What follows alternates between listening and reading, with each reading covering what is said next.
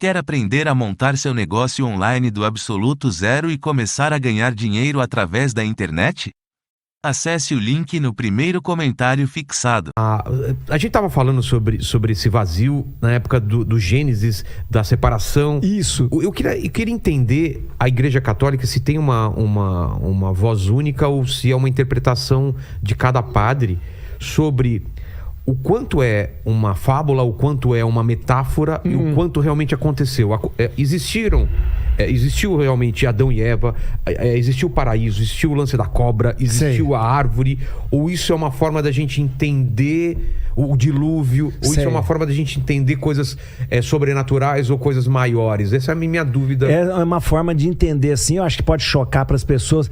Mas o Adão não existiu daquele jeito, pelado. Não existiu, gente. Não existiu porque é o seguinte, a gente tem que ser muito honesto com isso. Vamos entender o seguinte, o que a Bíblia quer contar? A Bíblia quer contar que Deus criou o homem e a mulher. Ser humano. E ele criou como? Aí a Bíblia, ela mostra de um jeito. Se a gente entender, a história de Adão e Eva, ela é uma parábola, uma história do século X antes de Cristo. Então, se você pensa século X antes de Cristo, não é muito tempo, tempo para quando o homem começou a existir. Nós temos um ancestral comum, Homo sapiens, que é de 200 mil anos atrás. Nós sabemos de onde esse Homo sapiens ele se originou, na África. Todo mundo sabe disso. Então, nós não podemos contestar isso, né? Na África, o Homo sapiens, a gente teve outros, né? O Pteronotropus, a gente teve também o Australopithecus. Só que a gente está colocando a evolução junto com a Bíblia. Sim, né? Que elas podem caminhar junto. E a igreja nunca teve problema com isso. Deus pode ter criado do jeito que ele quisesse. E ele pode ter usado a evolução para isso. Deus deu start. Tá! E ele colocou na criação, né, essa potencialidade para evoluir. É porque tem uma dúvida, né? Já vieram biólogos aqui, já vieram cientistas também, dessa massa primordial, de como isso virou o que virou, né? A quantidade de coisa. Tem gente que fala assim, se você colocar todos os ingredientes de um bolo numa caixa, você pode passar 1 milhão de anos que aquilo não vai virar um bolo, entendeu? Alguém tem que fazer aquele bolo. Tem gente que fala que não, pela tentativa e erro e tal, a natureza acabou acontecendo. Essa coisa não há relógio sem relojoeiro, que é uma das coisas interessantes. Existe até entre os judeus, existe uma história de que um rabino chegou na farmácia e viu todos os remédios arrumadinhos assim, né? E ele chegou e falou assim: não, me disseram que passou uma ventania aqui e arrumou todos esses remédios. Falou, você tá louco? Uma ventania para arrumar todos os remédios? Como que ela arrumou todos os remédios? Não, me falaram que é uma ventania que passou. Ele falou, não, eu que arrumei direitinho, porque eu coloquei em ordem. Falou, é isso que vocês falam para todo mundo, né? Que passou uma ventania, deu um... Né?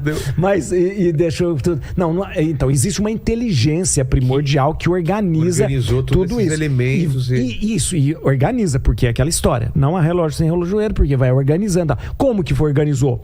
Pode ter colocado, sim, na natureza, uma lei. A gente fala de lei da natureza. Né? Quem colocou isso lá na lei para que ela desenvolvesse dessa forma? Sim, Deus pode ter feito isso.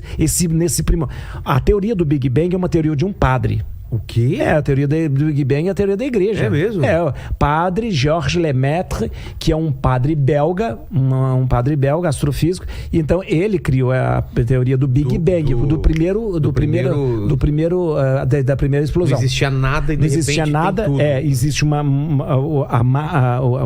ou seja, você vai condensando toda hora e de repente, plof, né? Tanto é que há pessoas que poetizam até o Gênesis, dizendo que a primeira coisa que é feita no Gênesis é a luz. Faça-se luz. Como se fosse a explosão primordial, a primeira explosão. E depois há pessoas que interpretam o Gênesis como os 7 dias sendo criado, como se fosse a evolução, as coisas de forma paulatina, né? Não 7 dias, mas tudo sendo feito a partir das eras, justamente, a partir que as coisas vão se organizando. E é interessante.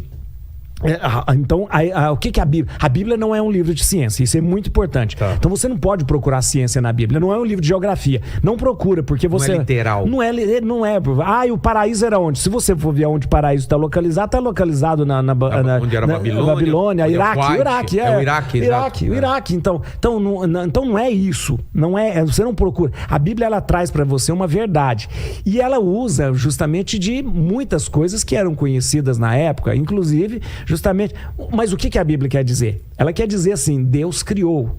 E por que usar o barro? O barro é uma o homem veio do barro. O barro é uma figura maravilhosa que a Bíblia usa. Porque moldada. Né? E o barro não foi feito de ferro. Deus podia ter feito o homem de ferro, né? Não, mas ele fez de barro, porque o barro quebra. Aí foi Stan Lee que fez. Homem de ferro, né? Não esperava por essa, hein?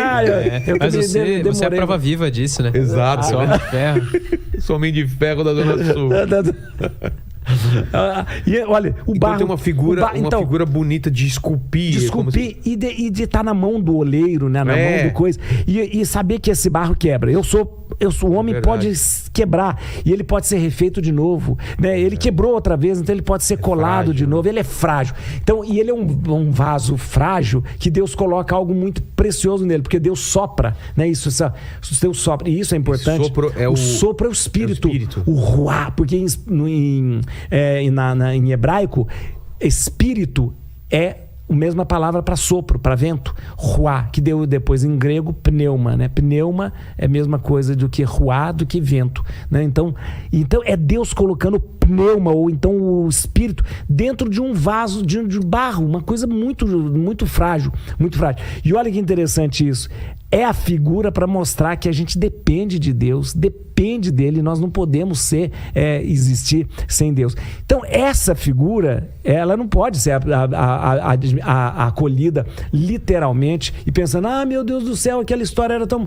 Porque as pessoas vão pensar, mas era tão bom pensar isso, que a gente estava ali. A cobra, por exemplo, a mulher. Você vê que a Bíblia, de repente, ela usa até uma maneira, às vezes, de falar, quem que é a culpa? A culpa é da mulher? Uma coisa meio como fala? Não é racista, como machista. Fala? Machista. É meio machista, né? Mas é muito parecido com outro mito que existia da Pandora. Isso, que Pandora. A Pandora é confiada a ela uma caixa que ela não podia abrir. E a mulher então, todos os males. Então, Pandora é filha de Zeus, né? Então, ela abre a caixa e ela é responsável por espalhar o mal no mundo, a Pandora. Eva é mais ou menos isso, né? Eva, e mesmo nome, Adamá e o nome Eva e Adão. Adamá, feito do barro, tirado do barro. Eva, mãe de todos os viventes.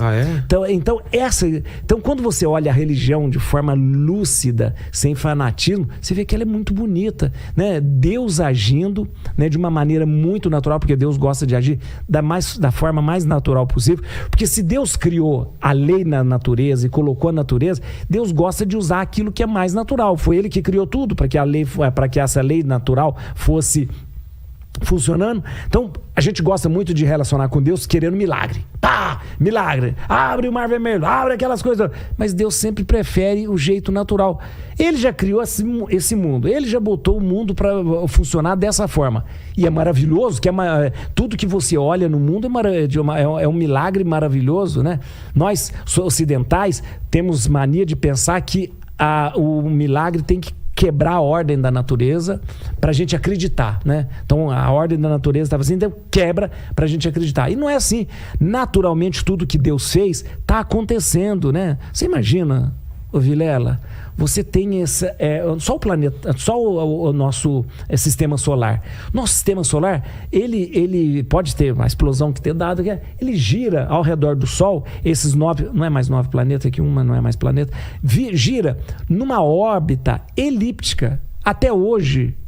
Por que é a ordem elíptica e não é uma ordem circular?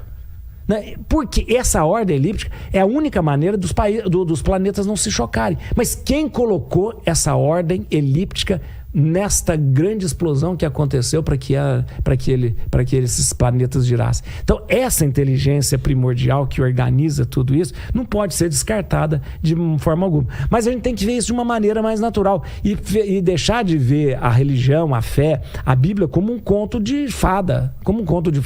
Porque, de repente, a gente não conversa mais com as pessoas, porque as pessoas falam, me conta outra, né? Vai falar isso. Não pode também levar só para conto de fadas e não pode ser literal. Não pode ser literal, não pode ser legal. E saber, ela me traz uma verdade que é me trazida através de uma parábola, através de um conto, né? Para eu entender. Nós temos livro na Bíblia, nós temos livros históricos, coisas históricas que aconteceram e tal. Se você pegar o livro dos Macabeus, é pura história do helenismo. Você vai ver lá Alexandre Magno, você vai ler Rei Antíoco, você vai ler Rei Demétrio, Rei Alexandre Balas. Tudo que você estuda na história, você vai ver o período, a dinastia Aquemênida, da dinastia Seleucida, da dinastia os macedônios. Tudo tá ali. Mas você vai ver livro na Bíblia também, que é um poema. Jó é um poema. O livro de Jó. Jó não existiu como homem. Ele não era. Não. Jó... é uma sacanagem fizeram com o Jó.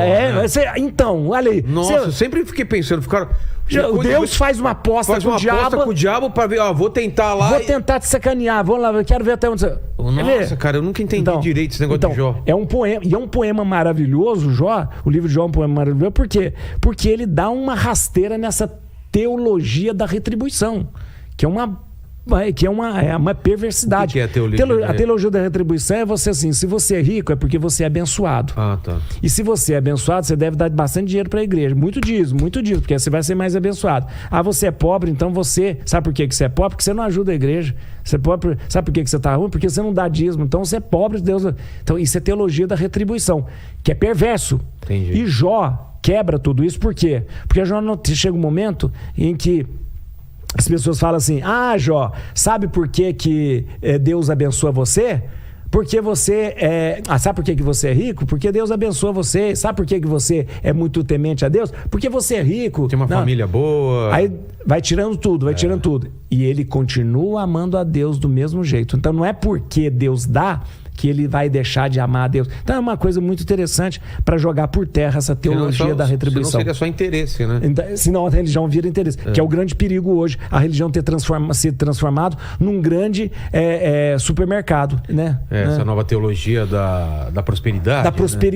Da prosperidade, porque então eu tenho 2 carros, eu tenho um carro. Então, você vai. Então e você? Qual a diferença desse papo dos coaches, né? Que vendem cursos, é mesmo? Qual a diferença? Verdade. Porque olha aqui, Deus me deu. Como Deus me honrou? Deus me honrou por quê? Porque eu dei dinheiro? Não. Que Deus, a relação nossa com Deus é totalmente gratuita. Deus não pede nada de nós em troca.